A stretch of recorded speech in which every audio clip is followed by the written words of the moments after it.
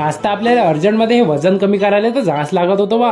काऊन की या एवढ्या मोठ्या वाढलेल्या दाढी आणि कटिंग न तर काही आपला ताल बराबर दिसून नाही राहिला होता भाऊ. आणि मग आलो ना सारखं शंभूदाच्या दुकानावर, तर इथं आजच्या दिवशी गर्दी नाही राहीन असं तर कधी होऊच नाही शकत बाबा. तर मग बडी मन्नतों के बाद अपना भी कटिंग का नंबर लग गया रे भाई. पण आज तर या खुर्चीची खरी किंमत समजली भाऊ. काऊन की ह्या खुर्चीवर बसासाठी कमीत कमी 2-3 घंटे तर पहिले उभाच राहा लागलं. आणि मग आज तर याच कारणानं कामावर आले बी थोडासा उशीरच झाला ना बाबा. आणि मग आल्याबरोबर आपण एकदम कटर मशीनचं काम तर रपारप ओकेच करून टाकलं बा. पण हा नजारा तर काही आपल्याला पटला नाही भाऊ. कायलेच्या पक्षाला पिंजऱ्यात कोंडून ठेवा. बरं ते जाऊ द्या, फटाफट फोडफाळे झाली तर मग रपारप भिडलो ना पाइपिंग ओके करायच्या मांग.